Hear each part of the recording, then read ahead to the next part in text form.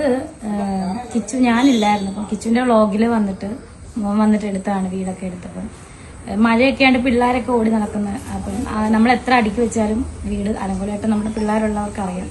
ചേച്ചിയുടെ മക്കളും ഇവൻ. Hi guys, welcome to Amiya unfiltered. എൻ്റെ ഒരു പുതിയ വീഡിയോയിലോട്ട് എല്ലാവർക്കും സ്വാഗതം. ഇന്ന് ഞാൻ വീഡിയോ എടുക്കുന്നത് തന്നെ ഓഫീസിൻ്റെ പുറം സൈഡിൽ നിന്നാണ്. നല്ല ഹരിതാപം പിടിച്ചൊരു സ്ഥലത്തു നിന്നാണ് കേട്ടോ.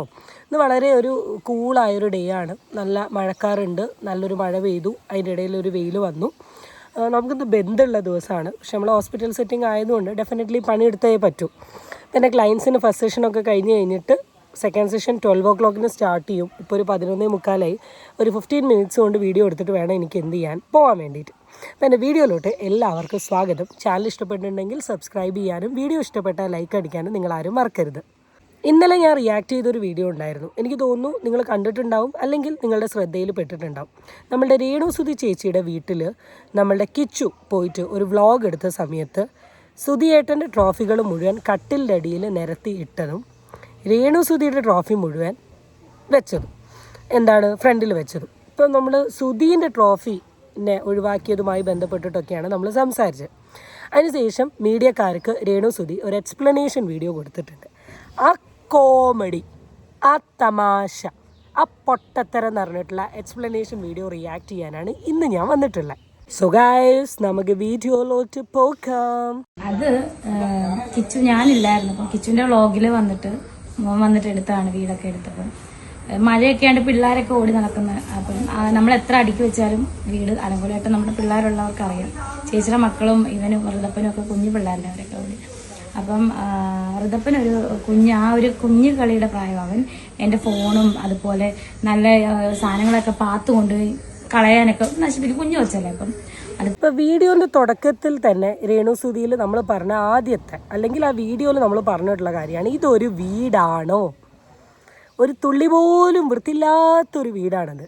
ആ വീട് ഒന്ന് വൃത്തിയിൽ കൊണ്ട് നടന്നൂടെ എന്ന് ചോദിച്ചതിന് രേണുസുതി പറഞ്ഞ ഒരു എക്സ്പ്ലനേഷൻ ഇതാണ്. ഋതപ്പൻ ചെറിയ കുട്ടിയാണ്, എൻ്റെ ചേച്ചിയുടെ മക്കളാണെങ്കിലും ചെറിയ കുട്ടികളാണ്.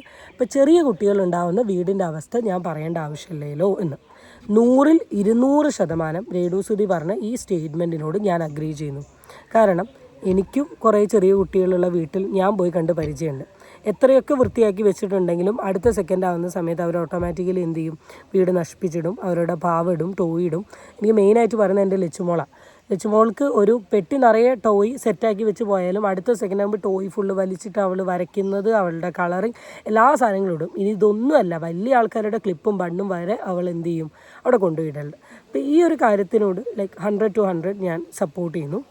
ആൻഡ് ദ നെക്സ്റ്റ് തിങ്, സുധിച്ചേട്ടൻ്റെ കുറേ അവാർഡുകളുണ്ട്. അപ്പം നമ്മൾ പഴയ വീട്ടിലാണെങ്കിൽ വെക്കാനുള്ള ചെറിയ വീടാനുള്ള സ്ഥലം ഉണ്ടായിരുന്നു. ഇതിപ്പോൾ അങ്ങനെ നമുക്ക് അറേഞ്ച് ചെയ്തിട്ടില്ല. അപ്പം അതവിടെ ഫ്രണ്ടിൽ വെച്ച് കഴിഞ്ഞാൽ കുഞ്ഞതെടുത്ത് തല്ലിപ്പൊട്ടിക്കും. ആ പ്രായമാണ്, ഏജാണ്. അപ്പം പാത്ത് കൊണ്ടുപോയി തല്ലിപ്പൊട്ടിക്കും കളിക്കുമ്പം. അപ്പം അതുകൊണ്ട് കുഞ്ഞിനെ പേടിച്ചിട്ട് ഞാനതെല്ലാം എടുത്ത് സൂക്ഷിച്ചൊരു ചാക്കിൽ ഇത് ചെയ്ത് എൻ്റെ ബെഡിന്റെ അടിയിൽ, അവിടെ വേറെ സ്ഥലം, അവിടെ എൻ്റെ ബെഡ്, എൻ്റെ അമ്മോ പറയുമ്പോഴുള്ള ഒരു ഉത്തരവാദിത്തം. കുഞ്ഞിന് കളിക്കാൻ അവിടെ അത്രയും സാധനമല്ല. സുധീൻ്റെ ട്രോഫി എടുത്തിട്ടാണല്ലോ കളിക്കുന്നത്. അപ്പോൾ ടേബിളിൻ്റെ മുകളിൽ വെച്ച് രേണുസുധീൻ്റെ ട്രോഫി എടുത്ത് വെക്കില്ലേ? വെറുതെ വീണെടുത്ത് കിടന്ന് ഇല്ലാത്ത കള്ളത്തരം പറയല്ലേ. നിങ്ങൾ ആദ്യം പറഞ്ഞ കാര്യം ഓഫ് കോഴ്സ് ഞങ്ങൾ സമ്മതിച്ചു. ചെറിയ കുട്ടികളുള്ള വീടാവുമ്പം ഇങ്ങനെ വൃത്തികേടും കാര്യങ്ങളൊക്കെ വരും. പക്ഷെ ഇത് എമ്മാതിരി പൊട്ട എക്സ്ക്യൂസാണ് നിങ്ങൾ പറയുന്നത്. എല്ലാവരും വീടുണ്ടാക്കുന്ന സമയം തന്നെ ട്രോഫി വെക്കണം എന്ന് കരുതിയിട്ട് ഒരു തട്ടും ഷെൽഫും ഉണ്ടാക്കാൻ നിൽക്കുകയാണോ? അല്ല, അന്ന് ആ മരിച്ച ഒരു ടൈമിലും അതിന് ശേഷമുള്ള ഇൻ്റർവ്യൂവിലൊക്കെ നിങ്ങൾ വളരെ വൃത്തിയായിട്ട് ട്രോഫി മുമ്പിൽ വെച്ച ഒരു പീസാണല്ലോ കണ്ടേ. ഇപ്പോൾ പെട്ടെന്നൊരു ദിവസം ആയപ്പോഴേക്ക് അവിടെ സ്ഥലം ഇല്ലാണ്ട് വന്നോ? ഈ അടുത്തുണ്ടാക്കി തന്നൊരു വീടാണത്. പഴയ വീട്ടിൽ വെക്കാൻ സ്ഥലം ഉണ്ടായിരുന്നു, പുതിയ ഈ സെറ്റപ്പ് വീട്ടിൽ വെക്കാൻ നിങ്ങൾക്ക് സ്ഥലമില്ല. ഇത് കേൾക്കുന്ന ആൾക്കാരൊക്കെ അറിയാം വെറും കള്ളത്തരാണ് രേണുസുതി പറയുന്നതെന്ന്. വെറും കള്ളത്തരം എന്ന് വെച്ചാൽ വെറും കള്ളത്തരം. കൊച്ചൊരു ചെറുതായതുകൊണ്ട് തന്നെ എല്ലാം കൂടെ അതിൻ്റെ തലയിലോട്ട് കൊണ്ടുപോയിടുക. അങ്ങനെയാണെങ്കിൽ ഇപ്പോൾ ഈ കൊച്ചാണ് ഈ കിച്ചുവിന് ഈ വീഡിയോയിൽ കാണിച്ചു കൊടുക്കുന്നത്. കൊച്ചിൻ്റെ കട്ടിൻ്റെ അടിയിൽ പോയിട്ട് ആ സാധനം വലിച്ചെടുത്ത് നശിപ്പിച്ചുകൂടെ? ഈ കൊച്ചാണ് അമ്മേൻ്റെ ട്രോഫി കാണിച്ചു കൊടുക്കുന്നത്. കൊച്ചിനെ അതെടുത്ത് നശിപ്പിച്ചുകൂടെ?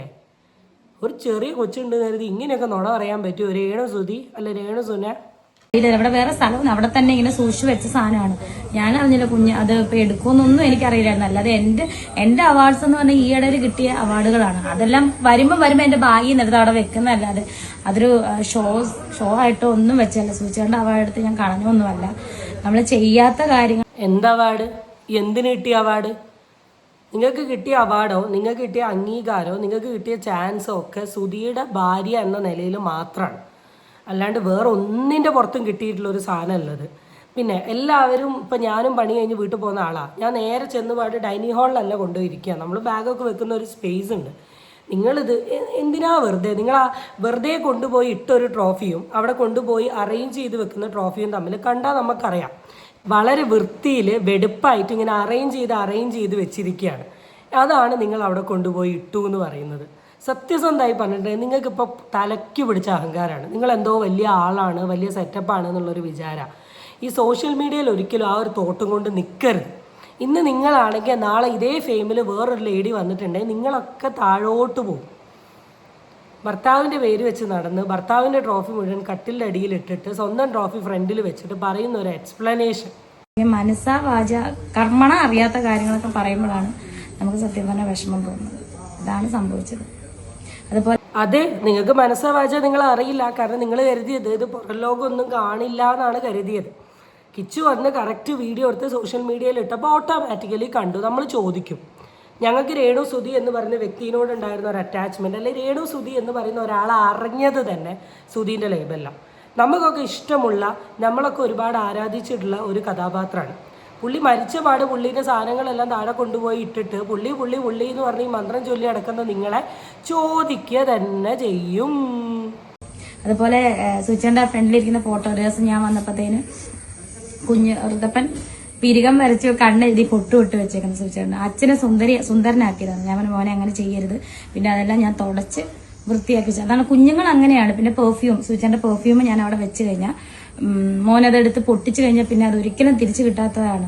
ഞാൻ അങ്ങനെയുള്ള കാര്യങ്ങളൊക്കെയാണ് കുഞ്ഞിന്റെ കണ്ണിപ്പെടാതെ ഞാൻ എടുത്ത് സൂക്ഷിച്ചു വെക്കുന്നതാണ്. അല്ലാതെ സൂചിച്ചേണ്ട അവാർഡ് എടുത്ത് ഞാൻ നശിപ്പിച്ചതൊന്നുമല്ല. നിങ്ങൾ ദയവ് ചെയ്ത് നിങ്ങൾ പറഞ്ഞോളൂ. കാര്യം അറിയാതെ ക്രിട്ടിസൈസ് ചെയ്യാനോ. ഒരു 50ഓളം എനിക്ക് തോന്നുന്ന വ്ളോഗർമാർ ഇറങ്ങി തോന്നുന്നു. ഞാനതൊന്നും കണ്ടില്ല. എൻ്റെ ഫ്രണ്ട്സ് വിളിച്ച് പറഞ്ഞാണ്. എവിടെ നിന്നാലും സമാധാനമില്ലാത്തൊരു അവസ്ഥയാണ് ഇപ്പോൾ എൻ്റെ ലൈഫ് എന്ന് പറഞ്ഞാൽ. നമ്മൾ ചെയ്ത കാര്യവും ചെയ്യാത്ത കാര്യം എല്ലാം മിക്സ്ഡാക്കി ക്രിട്ടിസൈസ് ചെയ്തുകൊണ്ട്. ഇപ്പം എൻ്റെ മൂത്ത മോൻ്റെ വ്ളോഗായിരുന്നു, അവനും അറിഞ്ഞില്ല, അവൻ വ്ളോഗ് ചെയ്തു. പാവം. നല്ലത് ചെയ്തിട്ടുണ്ടെങ്കിൽ ഓഫ് കോഴ്സ് നമ്മളുടെ സൈഡിൽ നിന്ന് നല്ലതെന്ന് തന്നെയാണ് പറയാം. ഞാൻ ഈ വീഡിയോ റിയാക്ട് ചെയ്ത് തുടങ്ങിയ ആ ഒരു സ്റ്റാർട്ടിങ് സ്റ്റേജിൽ ഞാൻ വളരെ വ്യക്തമായിട്ട് പറഞ്ഞ ഒരു കാര്യമാണിത്.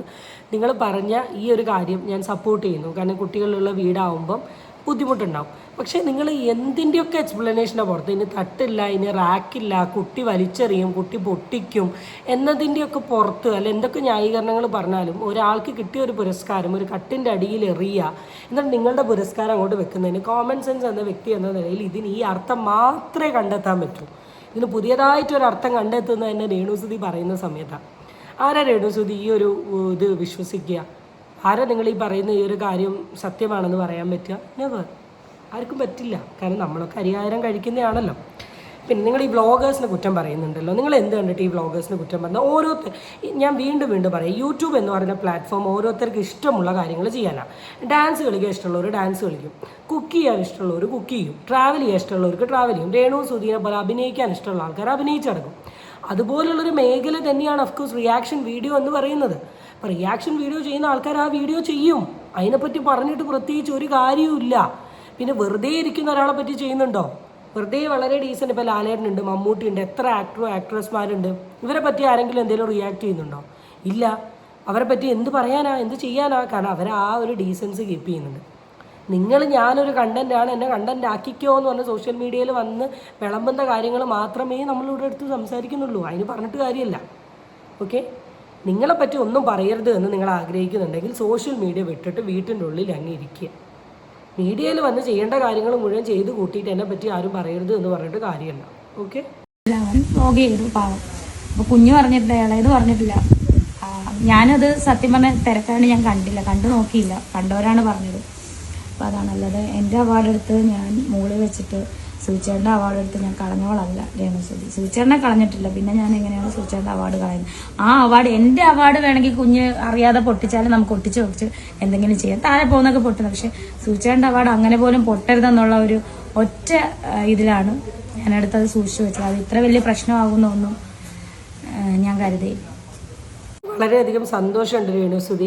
സ്വന്തം മോൻ്റെ ഒരു 10-15 മിനിറ്റുള്ള വ്ളോഗ് കാണാൻ പോലും ടൈമില്ലാത്ത രേണുസുതി നടന്നും ഇരുന്നും പാറിയും പല സ്ഥലങ്ങളിൽ ഇൻ്റർവ്യൂ കൊടുക്കുന്നു. കാരണം അത്രത്തോളം അഭിനയിക്കാനുള്ളൊരു വ്യക്തിയാണിത്. അത് നിങ്ങൾ മനസ്സിലാക്കണം, പൊട്ടിപ്പോരുത് എന്നുള്ളതുകൊണ്ടാണ് ഇതൊക്കെ പറഞ്ഞു കേട്ടോ.